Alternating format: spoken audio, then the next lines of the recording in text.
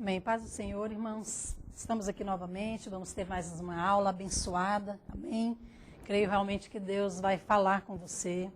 E creio de fato que esta palavra, ela está penetrando no seu coração. Esse tem sido o meu desejo, essa tem sido a minha oração, para que realmente Deus possa falar com você, para que realmente Deus possa se revelar a você.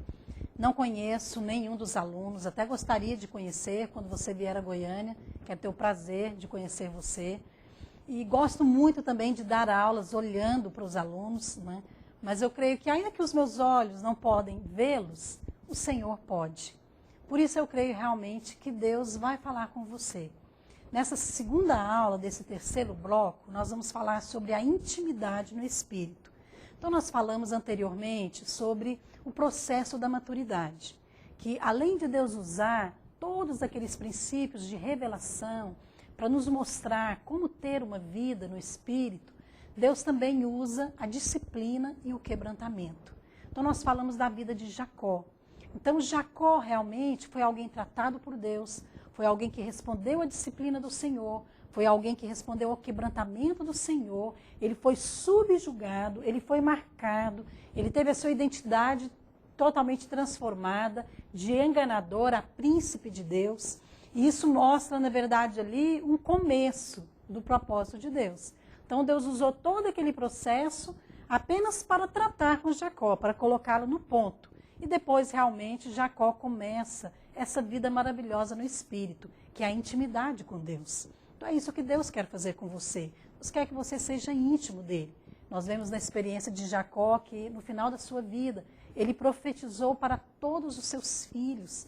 Então foram palavras proféticas que se cumpriram literalmente. Isso mostra a maturidade de Jacó. Isso mostra a percepção espiritual, o nível que ele chegou em Deus. Tudo por causa de quê? Porque a disciplina, ou melhor, a revelação, a disciplina e o quebrantamento, eles nos levam à intimidade. Então, hoje nós vamos falar sobre essa questão da intimidade. O que é então essa intimidade? A intimidade, na verdade, é você sair de um lugar raso para um lugar profundo em Deus. Nós vemos que lá em Jeremias, no capítulo 18, Deus usa a expressão do vaso. Não é isso? Então ele diz que ele é o oleiro e nós somos o vaso. Mas é interessante, porque o vaso, ele fala de algo que é profundo, não é? Mesmo que ele seja pequeno ou que ele seja grande, né? Ele tem uma profundidade, porque o vaso ele é feito para conter algo. Então, o vaso, na verdade, que Deus está fazendo é um vaso de barro. Fala de algo que pode ser quebrado para manifestar o que está dentro, que é o perfume de Cristo, né, que é a vida no Espírito que deve fluir através de nós. Mas você já percebeu que o vaso é diferente de um prato, não é? O prato fala de algo raso, mas o vaso fala de algo profundo. Deus não está fazendo pratos de porcelana, Deus está fazendo vasos de barro. Amém? Então é importante você entender isso, que Deus quer, na verdade, é tirar você, falar da intimidade, é levar você a sair da vida da alma para o fluir da vida do Espírito. Então, é isso que Deus quer fazer. E eu quero usar aqui um texto que eu creio que é um dos textos mais tremendos da palavra de Deus, que é o Getsêmani. Ali no Getsêmani, nós vemos, sabe, o ápice de alguém íntimo de Deus. Foi a pessoa de Jesus. E o Getsêmani, de fato, ele nos mostra o que é intimidade. Porque eu penso que a maioria de nós não sabemos, irmãos. Nós precisamos ter muita revelação, muita clareza. Nós temos que entrar na palavra, sabe, para perceber que nós ainda somos muito rasos. Nós ainda somos muito superficiais na nossa vida cristã. As coisas ainda são muito medidas, sabe? Nosso tempo de oração. Até o seminário que você faz mais ou menos. Às vezes faz para constar, às vezes faz porque alguém está pegando no seu pé. Porque você é raso, porque você é descomprometido, tem profundidade na sua vida. Né? Agora, se você, de fato, percebe isso, mas você permite Deus cavar, sabe, e tornar a sua vida mais profunda, aí sim, você vai se tornar íntimo de Deus. Então preste atenção, não pegue esses textos que nós vamos ler simplesmente de uma maneira natural, ou deixa sua Bíblia fechada. Que isso? É seminarista. Como é que você fica com a Bíblia fechada? Ou pior, né? Como que você não leva a Bíblia para a sala de aula? Isso mostra o interesse que você tem na palavra de Deus. Vocês têm muita sorte de eu não estar dando aula para vocês, às vezes, ao vivo. Porque normalmente eu pego muito no pé de alunos que não levam a Bíblia, que não abrem a Bíblia, que não anota, que não escreve nada. Porque eu acho que isso mostra indiferença. Indiferença é uma característica daqueles que Deus não usa. Deus usa pessoas que são comprometidas, pessoas que têm sede, que têm fome de Deus. Amém? Então nós precisamos então entender sobre essa questão da intimidade com Deus. Mas o que significa então Getsemane? Olha só, nós vemos, antes de nós entrarmos nessa palavra aqui, em vários evangelhos nós vemos então falando do Getsemane, não é isso? Então os 4 evangelhos falam do Getsemane. Eu vou estar lendo aqui em Mateus, lá no capítulo 26, então você já pode abrir sua Bíblia. Mas é interessante que os evangelhos, eles relatam muitas obras, não é isso? Então eles falam daquilo que Jesus fez e de várias situações. Mas é interessante porque o Getsemane é o único lugar que fala de intimidade.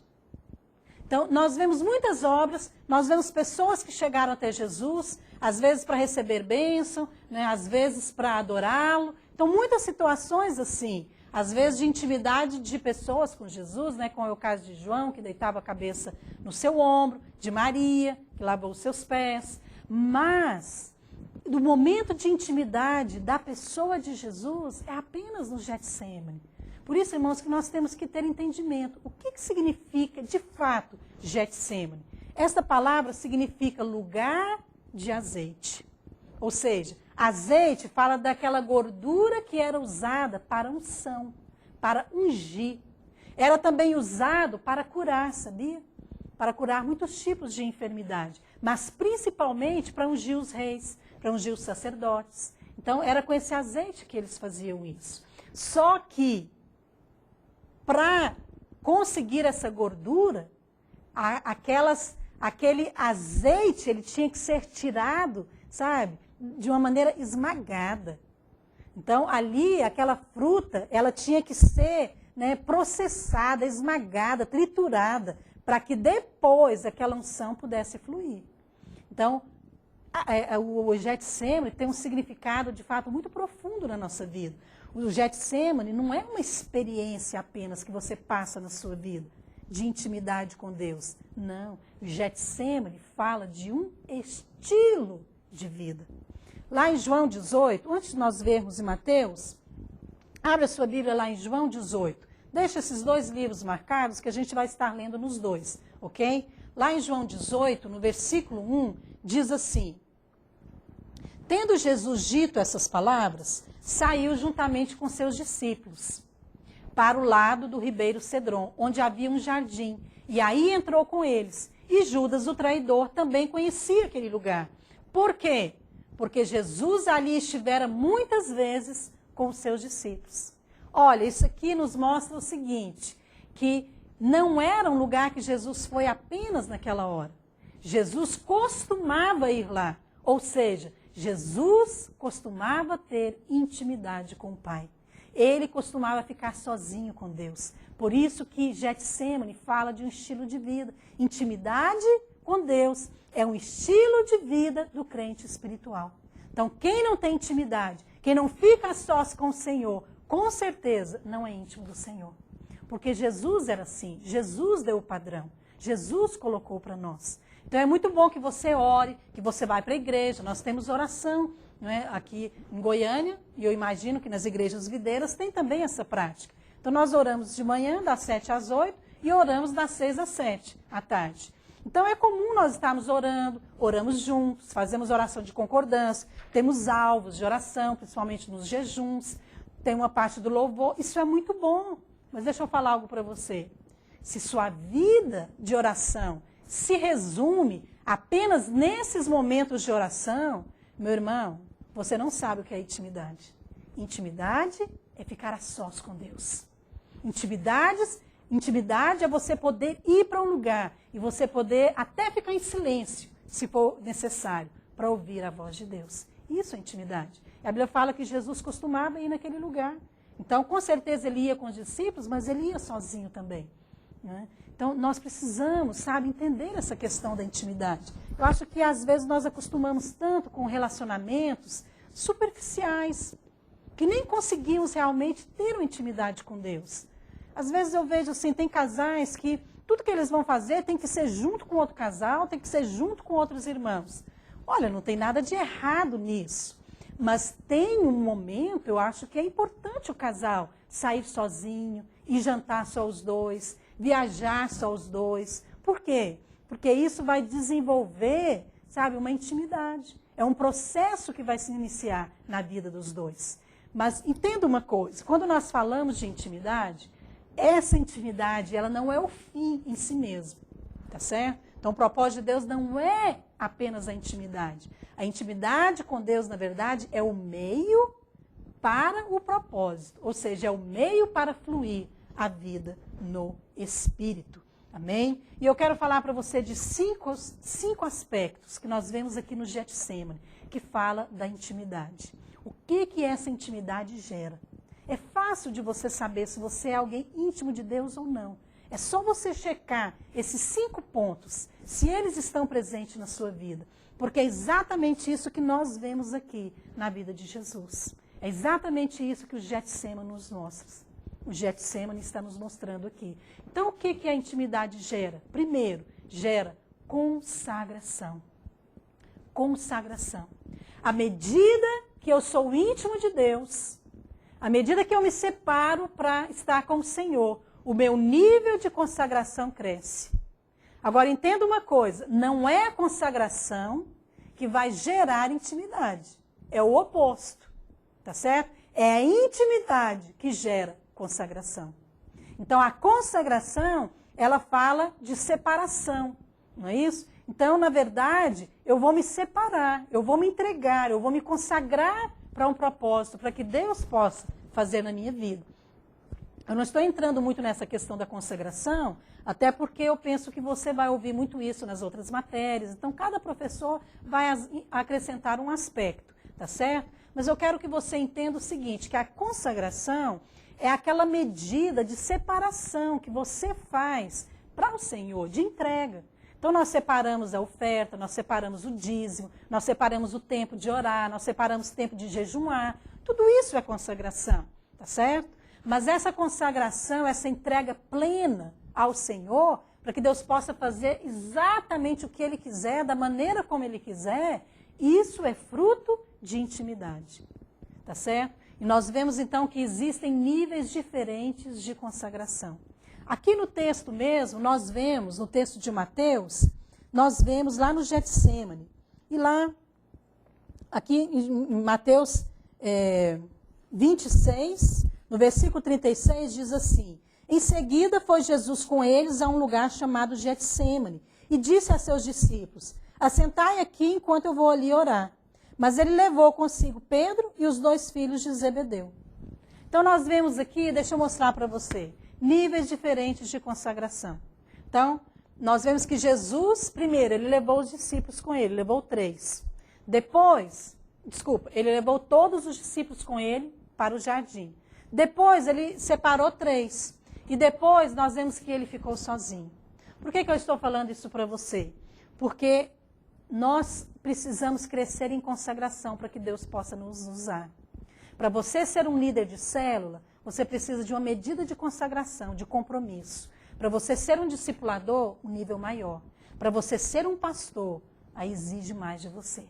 Então, quanto maior a obra de Deus, o propósito de Deus na nossa vida, maior também vai ser o nível de consagração que exige de nós. Por isso que, às vezes, muitas pessoas não permanecem. Por quê? Porque elas querem estar numa posição, querem responder ao Senhor numa posição mais alta, mas não querem se consagrar da maneira correta.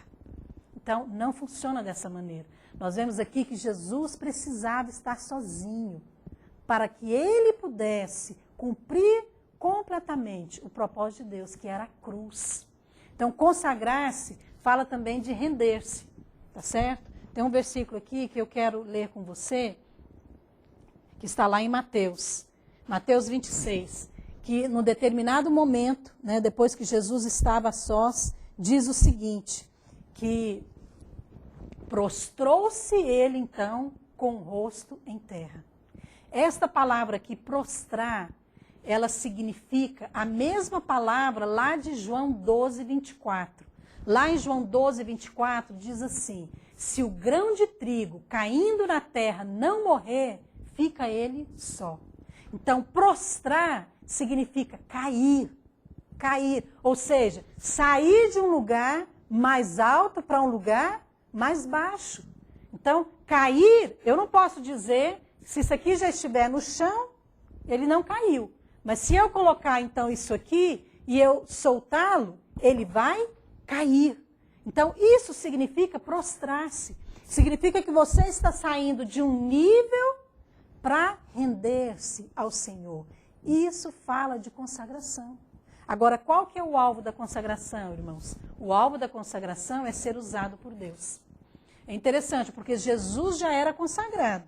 Mas ali no Getsêmani, ele se rendeu completamente. Talvez você já seja consagrado também. Mas Deus quer, na verdade, que você se renda completamente ao Senhor.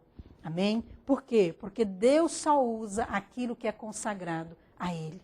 Jesus se rendeu completamente para o propósito na cruz. Então você pode ter sido consagrado até agora, mas para Deus cumprir o propósito dele na sua vida, você vai ter que se consagrar, se render num nível maior. Segunda coisa, a intimidade, ela gera discernimento da vontade de Deus. Aqui nós vemos então a oração de Jesus. Como que Jesus orou? Não seja feita a minha vontade, mas a tua vontade. Sabe que existe um entendimento errado aqui? Eu já ouvi isso até em seminário. Até em aulas eu já ouvi, eu gosto de mencionar para que você não entenda dessa maneira.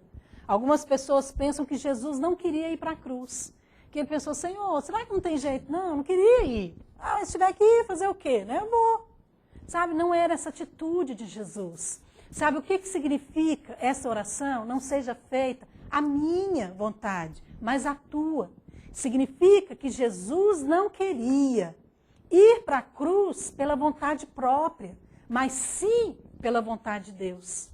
Você sabe que às vezes nós fazemos isso. Então, às vezes nós queremos, sabe, nós damos uma oferta para uma pessoa, simplesmente o que nós queremos fazer. Não significa que era a vontade de Deus. Não tem nada de errado dar a oferta, mas não era a vontade de Deus, porque você não discerniu. Então, muitas vezes nós intervimos em situações que nós não deveríamos intervir. Por quê? Porque Deus está tratando com a pessoa, Deus está tratando com o líder, Deus está tratando com o cônjuge. Mas às vezes a gente vem e interfere, né, naquilo que Deus está fazendo. E nós não conseguimos fazer essa oração. Senhor, faz minha vontade, não, faz a tua. Eu me lembro uma vez que eu já fiz isso mais de uma vez, né, com pastores, com discipuladores e líderes, que às vezes é necessário tratar com a esposa. Às vezes a esposa que está no discipulado. Mas aí o marido intervém. Né? Intervém para quê? Porque ele mima demais a mulher dele. Essa é a verdade. Em outras palavras, é isso. Então ele mima tanto que ele quer poupá-la. Só que quando ele poupa, ele vai ter uma mulher infantil, uma mulher mimada, não vai ter uma mulher madura, não vai ter uma mulher guiada pelo Espírito. Então, normalmente eu falo para os maridos, você decide, é você que discipula a sua mulher ou sou eu? Porque se for eu, irmão, então deixa que eu vou tratar com ela. E uma vez eu tive que fazer isso, o irmão mandou um e-mail, né, e eu resolvi a questão lá, o problema que deu com a esposa, mas no final do e-mail, eu dei uma mensagem para aquele marido. Falei, irmão, da próxima vez, deixa que a sua esposa resolva os problemas dela.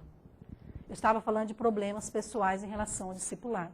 E eu tive que fazer isso também com um pastor, porque ele queria conversar comigo sobre a questão de um assunto que dizia a respeito dela.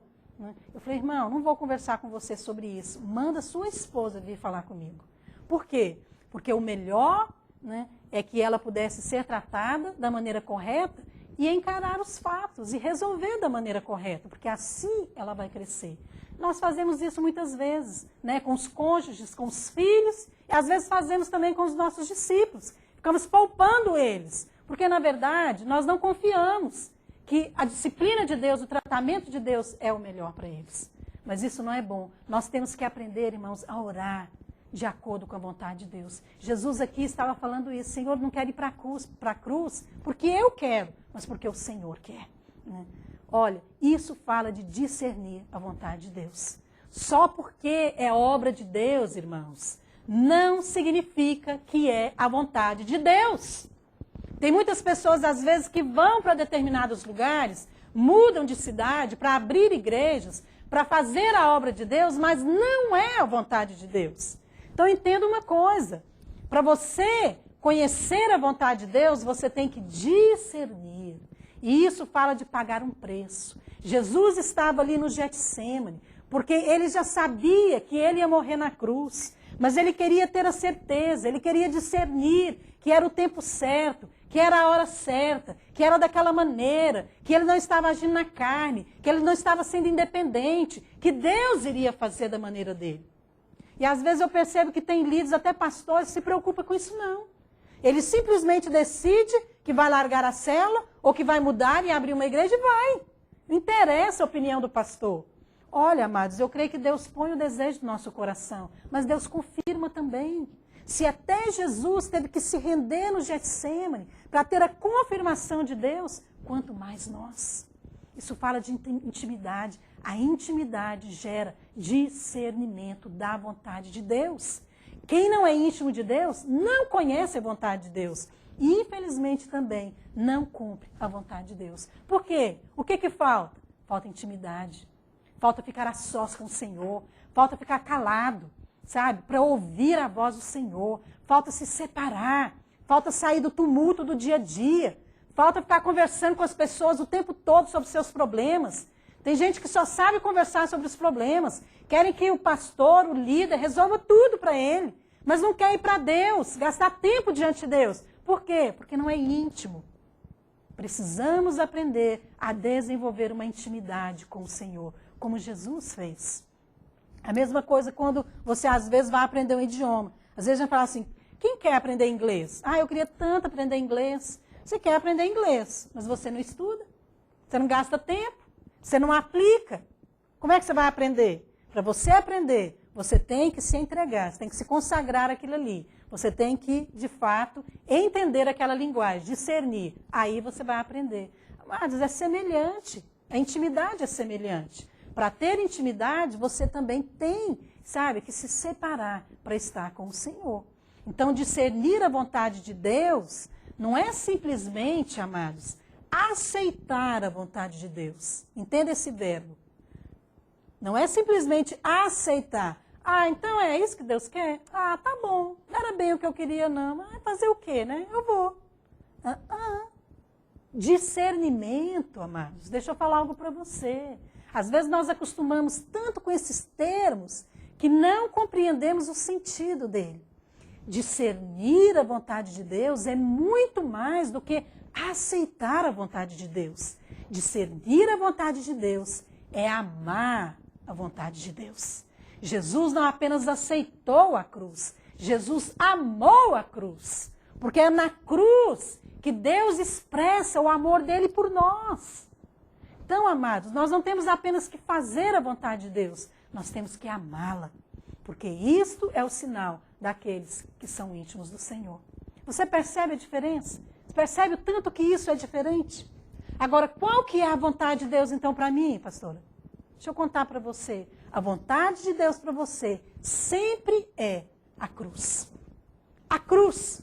Procure a cruz. Identifique a cruz nas situações, nas suas escolhas. E você, com certeza, vai estar no rumo certo da vontade de Deus. Só que muitas vezes nós não queremos a cruz, né, irmãos? Nós queremos aquilo que é o mais fácil. Então, nós vemos aqui agora o terceiro aspecto da intimidade. O que a intimidade gera? A intimidade gera, além de gerar consagração, além de gerar discernimento da vontade de Deus, a intimidade também gera renúncia. Nós só podemos renunciar, irmãos, depois que nós somos íntimos do Senhor. Por que nós não tomamos a cruz? Por que nós falamos do princípio da cruz? Por que nós explicamos? Por que você lê, tá certo? Por que você vê situações, mas ainda assim você resiste? Você não é capaz de renunciar. Por quê? Porque você não é íntimo. Porque falta intimidade com Deus. Na hora que você começar a desenvolver a intimidade com Deus, não existe nada que Deus peça que você não dê. Por quê? Porque você ama. Porque você ama. Meu irmão, se você não ama estar com o Senhor, se você não tem prazer de estar com Deus, com a palavra, separado, você vai ter prazer em obedecer? Você vai ter prazer em renunciar? Deixa eu falar uma coisa para vocês, irmãos. Eu tenho certeza absoluta que eu estou falando coisas hoje aqui que muitos não entendem. Que muitos não vão entender. Talvez eu esteja aqui ministrando coisas profundas que você nunca experimentou. Você está começando a discernir o que é espírito, alma e corpo. Você errou quase todas as questões lá no teste de avaliação. Mas deixa eu falar algo para você. Você precisa ouvir o padrão da palavra. E que isso um dia vai tornar realidade na sua vida. Ouça, guarda e ore sobre isso. Deus vai falar com você. Esse aqui é o padrão de Jesus, o padrão mais alto de renúncia, que foi lá no Getsêmani. A palavra de Deus fala que ele suou sangue. Sabe, foi um nível tão profundo que nenhum homem jamais experimentou. Renunciar o nosso ego, renunciar nossos sonhos, renunciar às vezes até pai e mãe, família, por amor ao Senhor. Sabe, Deus vai exigir isso de nós. Por quê? Porque esse é o preço para Ele cumprir o propósito de Deus na nossa vida. Você sabe qual é o preço? Para eu estar aqui ministrando para você, eu tenho que pagar um preço na minha casa, na minha família, diante de Deus, na minha vida. Existe um preço para nós termos igrejas. Existe um preço para nós termos a vinha. Existe um preço para ter essa telepresencial. Não basta comprar apenas os aparelhos, sabe, eletrônicos, instalar. Não, amados, o preço é pago diante de Deus. Se nós, pastores, líderes, não pagarmos, vocês não terão. E você também tem que aprender a pagar um preço, a renúncia. Cada posição existe um nível de renúncia. Qual é a renúncia que você está fazendo hoje? O seu seminário hoje exige renúncia de você? Porque se não exige, tem algo errado. Porque tudo o que nós fazemos tem um preço de renúncia. Nós vemos aqui em Mateus 26, abre lá, volta lá para Mateus 26, que diz o seguinte, olha o que Jesus fala no versículo 38. A minha alma está profundamente triste. Olha só, Jesus falou, não estou triste não, eu estou profundamente triste. E lá em João 12, vai lá para João 12, 27, que eu quero que você compare esses dois versículos, ainda que eu coloquei aqui, não o versículo todo, mas só a expressão. Olha só o paralelo que Jesus está fazendo aqui da morte, do princípio de morte lá de João 12, da semente que caiu, que morreu para dar fruto. Esse é o nível de renúncia de Jesus. Então em Mateus ele fala, minha alma está profundamente triste. Lá em João ele fala, agora está angustiada a minha alma. Você sabe o que é angustiar? Eu coloquei, deixa eu ver se eu coloquei para você aqui. Angustiar. O significado de angustiar é inquietar o espírito de alguém, a ponto de causar perplexidade. Jesus estava tão tocado, ele estava tão chocado diante da cruz, sabe, diante do preço, diante da renúncia que ele tinha que fazer. Porque, amados, era Deus que ia experimentar a morte. Como que Deus pode morrer, irmãos? Isso é inconcebível para a nossa mente humana. O Deus que criou todas as coisas, o Deus que é soberano, o Deus que está no trono de autoridade, o Deus que é de eternidade a eternidade. Então esse Deus agora se fez gente, e esse Deus agora vai experimentar a morte. A Bíblia fala que a morte é para quem pecou. A alma que pecar, essa morrerá. Então, Jesus nunca pecou. Então, ele ia experimentar algo muito além, sabe, da sua capacidade natural. Era um nível de renúncia, irmãos, muito alto. Agora, deixa eu falar algo para você. Às vezes nós não somos capazes de renunciar a um prato de comida. Nós não somos capazes de renunciar para jejuar. Eu não sou capaz de renunciar ao meu lazer para orar. Eu não sou capaz de renunciar à roupa, né? Eu prefiro usar a roupa decotada. Porque o que tem? Tem nada a ver. Nós não somos capazes de renunciar a coisas banais, supérfluas. Olha, quem não é capaz de renunciar isso, vai renunciar à vida, irmãos. Não renuncia, porque não é discípulo. Quem é discípulo paga o preço para ter intimidade com o Senhor. E a intimidade gera renúncia. Pessoas que não renunciam é porque não têm intimidade com o Senhor. São superficiais, são naturais. A vida do Espírito está lá, mas ela não flui, porque a casca é dura. Porque os argumentos da mente, sabe, estão enraizados. E ele só gosta de debater, mas ele não quer receber. Quebrantamento passa pelo Getsemane, irmãos. Nós precisamos ter compreensão daquilo que Deus nos chamou. E olha, Jesus estava renunciando aqui, você acha que é por causa de quem? Por causa dos discípulos? Por causa dos religiosos? Meu irmão, Jesus estava renunciando aqui por causa de todo tipo de gente. Jesus sabia que ele ia ser julgado e que ele ia ser condenado. Você já imaginou? Quero te perguntar uma coisa. Você já imaginou? Coloque-se nesse lugar. Se você tivesse um julgamento amanhã e você soubesse que você seria julgado pela Corte Suprema e você soubesse do resultado, se você soubesse que você já seria condenado e que a pena de morte seria a condenação, como é que você ia se sentir? Eu penso que nós podemos avaliar um pouco. Com certeza, Jesus estava angustiado, sim. Né? E o nível de renúncia dele foi grande. Porque as pessoas pelas quais ele ia morrer por ladrões, ele ia morrer por estupradores, ele ia morrer por assassinos, por pedófilos. É por essas pessoas que ele ia morrer. Ele não ia morrer pelo bonzinho. Ele estava morrendo por pessoas indignas. Então, ele estava pagando um preço alto. Por que eu estou falando isso, irmãos? Irmãos, porque muitas vezes nós queremos fazer renúncia para aqueles que nós amamos. Então, nós fazemos renúncia por filho, não é isso? Então, nós fazemos renúncia por aqueles irmãos que nós amamos tanto. Mas renunciar para o seu inimigo? Renunciar para quem não merece? Ah, não, isso aí eu não vou fazer não. Para que fazer isso? Porque muitas vezes esse é o preço que Deus exige de nós. A intimidade manifesta a vida no Espírito, irmãos, porque ela nos capacita a renunciar. Quando você é íntimo do Senhor, sabe, você de fato vai pagar o preço.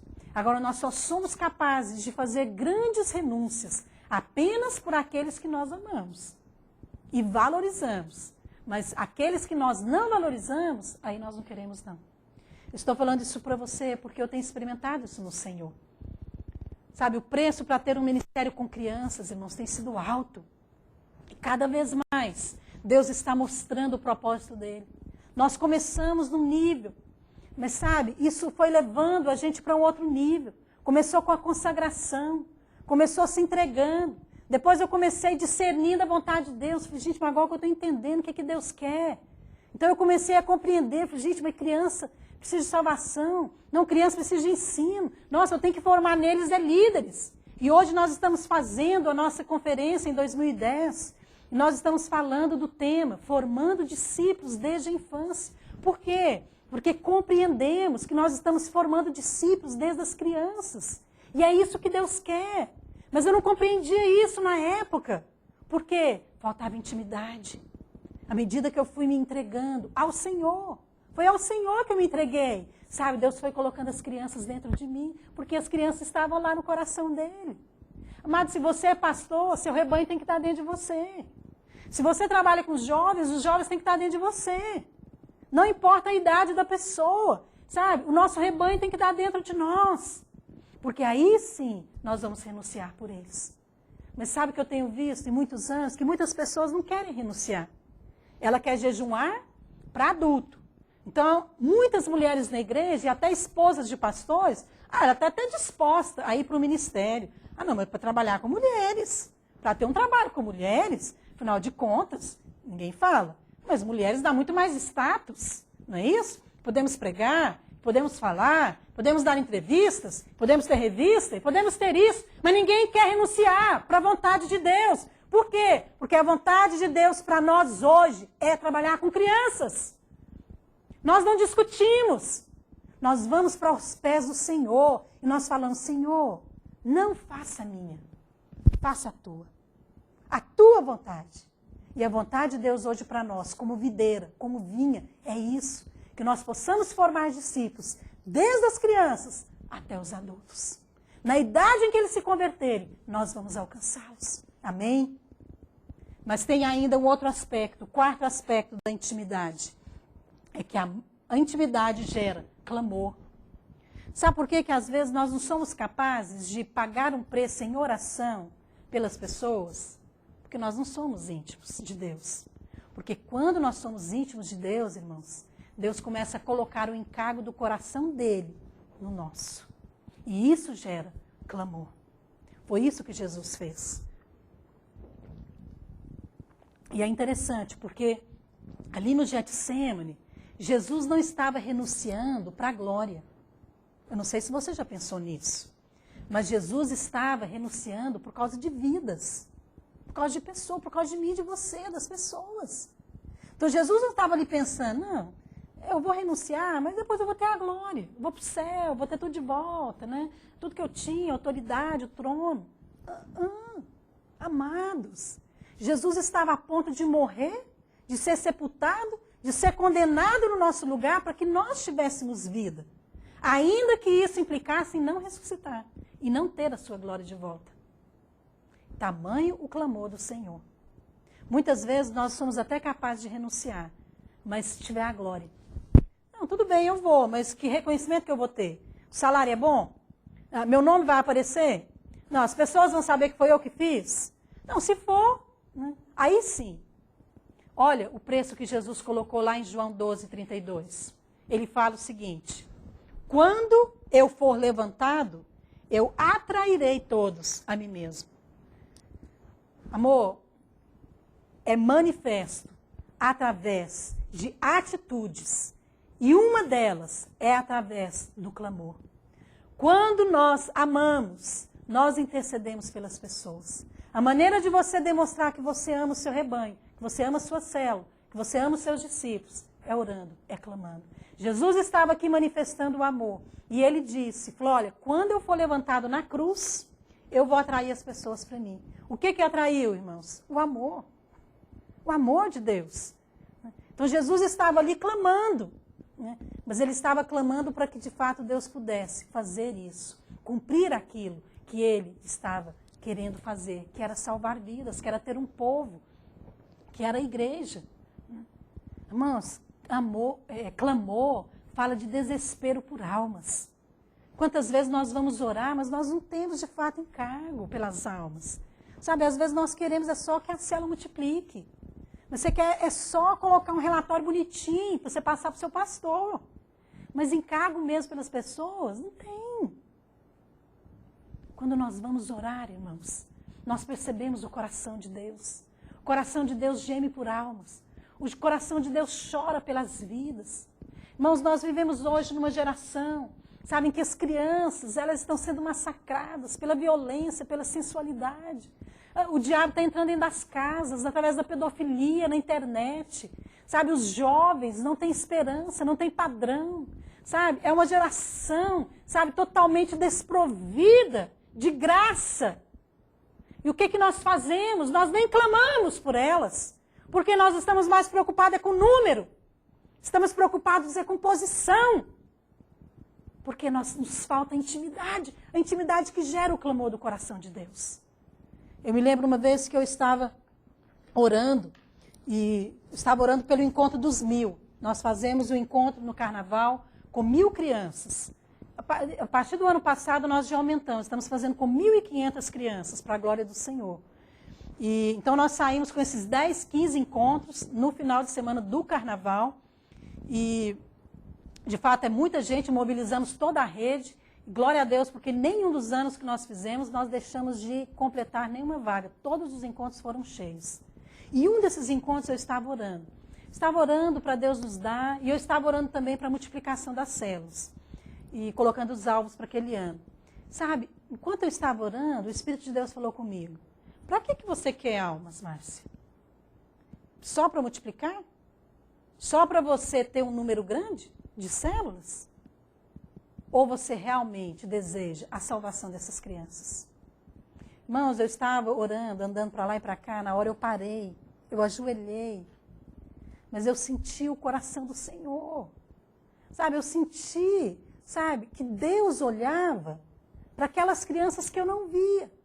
Deus estava vendo aquelas crianças dentro de casa que eram estrupadas pelos pais, aquelas crianças que eram zombadas, rejeitadas, aquelas crianças que estavam na rua, aquelas crianças que o diabo já tinha marcado para matar.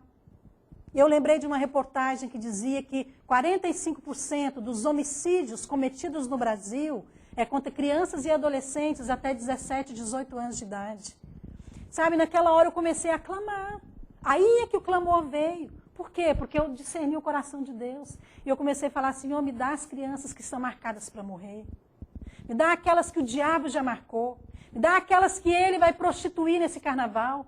Me dá aquelas que vão morrer esse ano por causa de assassinato, por causa de tantas coisas. Manda essas para o encontro. É essas que eu quero, porque eu sei que os olhos do Senhor estão sobre eles. Amados, aí realmente eu clamei ao Senhor. Você sabe que se nós vemos os nossos filhos nessas condições, nós clamamos. Se um pai e uma mãe vê um filho numa condição dessa, ele vai para os pés do Senhor, igual Jairo foi para os pés de Jesus. Ele enfrenta a multidão, ele enfrenta a posição, nome, ele abre mão de tudo e fala, Senhor, salva a minha casa. Vai na minha casa salvar minha filha, como Jairo fez. Mas muitas vezes nós não fazemos isso pelas almas. Por quê? Porque nós não enxergamos como filhos, mas Deus enxerga. Então nós precisamos, amados, é do clamor do coração de Deus. Ali no Getsemane, Jesus estava clamando, sabe, por essas pessoas. Jesus estava clamando pela igreja. Então aquela intimidade gerou o clamor, a oração, a intensidade. Mas tem ainda um quinto e último aspecto que a intimidade gera. A intimidade gera imagem. Quando você é íntimo de Deus, a imagem de Deus vai ser formada em você. Você lembra daquela ilustração que eu mostrei para você no início das aulas, no início da matéria, que tinha um homem, né, que estava como que saindo de uma casca de barro, né? Então, aquele homem, né, que estava saindo, ele, na verdade, simboliza o homem espiritual, a obra de Deus na sua vida. Então, depois de Deus trabalhar em nós, tirando a casca, né, a alma, da mente natural, através da disciplina, do quebrantamento, da revelação, né, e a própria intimidade com Deus, Deus vem nos limpando, nos polindo, nos moldando, aí sim vem a imagem do Senhor. Então, é isso que está lá em Romanos 8:9. Fala, imagem, né, é alguém no qual a semelhança do outro é vista. Então, você olha para o outro, você olha para a pessoa, mas parece que você está enxergando um outro. Sabe, Jesus, ele atraiu as pessoas na cruz, porque ele tinha a imagem do Senhor, a imagem do amor de Deus por nós. É isso que Deus quer em nós. Deus quer a imagem, sabe, sendo formada em nós. A imagem lá em Romanos 8:9 fala, conforme a imagem. Conforme é ter a mesma forma. Então, o mesmo processo ali do Getsemane, de Jesus, é o nosso. Nós não vamos morrer como ele morreu. Nós temos que morrer no dia a dia, para que a imagem do Senhor possa ser formada em nós. Então, a intimidade é o meio de Deus imprimir a imagem dele em nós. É interessante que nós vemos lá um exemplo de Moisés. Você conhece aquele texto que fala que Moisés, quando ele saía da tenda, ou seja, quando ele tinha intimidade com Deus, o rosto dele brilhava. Então, é exatamente isso, quando você é íntimo do Senhor, sabe? Quando você tem ali o seu momento com o Senhor, sabe? Você expressa a imagem do Senhor. Então, muitas vezes, amados, nós não temos a imagem, é porque nós não temos a intimidade. Então, nós precisamos ter. Eu falei para você que a vida no Espírito, ela é gerada em Deus, não é isso? E eu falei para você que o quebrantamento, ele deixa uma marca, a marca da cruz. Não foi isso que eu falei para você? Falei que Jacó foi marcado através do Peniel, que ele saiu mancando. que essa é a mesma marca em nós, a marca da cruz. Mas você sabe que a identidade também, ela deixa uma marca em nós? A marca é a imagem de Deus. É a bondade, é o domínio próprio, é o amor, é a perseverança, sabe? É a serenidade, é a sabedoria, é o caráter de Deus. Essa imagem está em nós. Por quê? Porque é assim que Deus trabalha. Nós vemos que na Bíblia, homens de Deus, muitos homens de Deus foram marcados. Abraão foi marcado com o sinal da circuncisão, não é verdade? Nós vemos que Jacó foi marcado na sua coxa. Nós vemos que Paulo também fala que ele levava as marcas do Evangelho, levava no seu corpo as marcas de Cristo. Nós vemos que o próprio Jesus, ele ficou marcado, os cravos nas suas mãos. Né? Lá em Isaías 53 fala pelas suas pisaduras, ou seja, pelas suas feridas, nós fomos sarados. Então ele foi marcado também, literalmente. Então entenda uma coisa, essa marca é a intimidade do Senhor. Então o Senhor quer nos marcar, Ele quer nos dar essa intimidade. Mas a maneira que Ele faz é à medida que nós também permitimos. Nós precisamos buscar essa intimidade, irmãos, senão nós não vamos ter a vida no Espírito. E eu gostaria de encerrar aqui falando para você de uma ilustração que eu coloquei aqui, de fato eu creio que ela expressa esse trabalhar de Deus na nossa vida. Eu tive o privilégio de ir a Israel, eu tive o privilégio de ir no Getsêmani. Aliás, Deus me deu essa palavra, irmãos, lá no Getsêmani. Nós estávamos viajando, eu, a Luísa, o pastor Eibe, muitos irmãos, e nós então, cada lugar que nós íamos, nós ministrávamos uma palavra. E o Aloysio então pediu para o Márcio, você vai ministrar no Getsêmani. E eu então fui orar e pedi para o Senhor falar comigo. E Deus me falou exatamente essa palavra, do que significava o Getsêmani. E durante a viagem de Israel eu comecei a notar. E o Getsêmani foi um dos últimos lugares que nós fomos visitar. E ali Deus falou comigo, eu ministrei essa palavra. E de fato foi tão tremendo, porque a unção do Senhor veio sobre nós. Né? E eu percebi realmente que isso é importante ser ministrado e compartilhado. Mas nessa mesma viagem, um dia eu estava numa loja lá no Egito, e eles estavam mostrando como que eles faziam o papiro. O papiro são aquelas ilustrações egípcias, né, aqueles desenhos egípcios, normalmente é o desenho de um faraó, né, que é feito no papiro. Então, o papiro original ele é muito caro, porque é uma obra de arte realmente. E eles estavam mostrando como que eles fazem o papiro. Enquanto aquele homem falava, era um muçulmano que estava falando, um egípcio, e Deus estava falando comigo. E Deus começou a me mostrar, então, que o processo de Deus de trabalhar em nós é o mesmo. O processo dele formar a imagem em nós era o mesmo daquele papiro. E eu quero mostrar para você aqui, fazendo essa comparação. Sabe que o papiro, ele começa o seguinte. A primeira coisa que tem que fazer é o corte. Então, o papiro é uma planta. Então, pega-se a planta, né, e aí você corta o tamanho da gravura que você quer. Então, a primeira coisa que faz é o corte. O corte, ou seja, determina o tamanho. E o tamanho também determina o valor. Tem muitas coisas que Deus tem que cortar na nossa vida. Mas aquilo que Ele tira também vai determinar o tamanho do propósito que Ele vai fazer. Mas tem ainda uma segunda coisa, que é a casca. Depois que corta o papiro, tira-se a casca. Então vai descascando, né? Vou usar essa caneta aqui como uma ilustração. Vai descascando, então, aquele papiro. Então fala da nossa aparência natural. Deus precisa trabalhar com aquilo que é superficial, natural em nós. Tirar a casca da alma, não é isso? Transformar a nossa alma. Terceiro, né, esse papiro é colocado de molho numa água por 24 horas. Então ele fica ali para quê? Para que ele possa amolecer, ficar mole. Então Deus trabalha também através da água. A água simboliza a palavra. Então, através da palavra de Deus, nós somos ministrados e nós, então, vamos nos tornando sensíveis e abertos ao Senhor, para que Deus possa trabalhar em nós. Quarta coisa, esse papiro, ele é alinhado. Então, ele é colocado lado a lado e de uma maneira quadriculada, para que ele possa, então, formar ali aquele formato. Isso fala de relacionamentos. Nós precisamos andar lado a lado com os irmãos, nos relacionar, para que Deus possa fazer uma obra em nós. Tem a quinta coisa, que é a prensa. Depois que ele é colocado lado a lado, ele é então prensado. Né? Então coloca-se, pressiona ele e ele vai ser amassado, esmagado. E aqueles papiros que antes eram peças individuais, agora se tornam unidos, uma só peça. Isso fala da unidade do corpo, sabe? Fala de sermos unidos com os irmãos, de termos um só espírito. Sexto, ele é colocado para secar.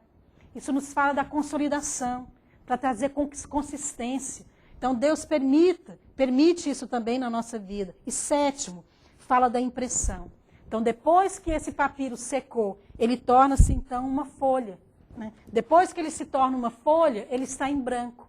Aí, agora, a imagem pode vir. O que é essa imagem? A imagem é a impressão. Você pode imprimir a imagem que você quiser. Mas você sabe que é o mais importante nessa questão? É que existe o teste do papiro. Esse teste é o teste da água. Como que você pode saber se esse papiro é falso ou ele é falsificado? É só colocar aquela folha dentro da água. Se ela se desfizer, é porque é falso. Se ela se manter íntegra, é porque é original. E eu achei interessante isso, porque da mesma maneira que Deus faz conosco, Deus então permite testes na nossa vida. Né? Então, à medida que nós somos testados, o que é que deve permanecer, irmãos? A imagem de Deus em nós. Então, se a imagem de Deus permanecer no meio da tribulação, no meio do teste, é porque nós fomos aprovados pelo Senhor. Que você possa, então, crescer em intimidade com o Senhor, que isso possa gerar na sua vida tudo isso que gerou na vida de Jesus. Possa gerar a consagração, discernimento da vontade de Deus, possa gerar clamor, possa gerar renúncia e possa gerar também a imagem de Deus na sua vida.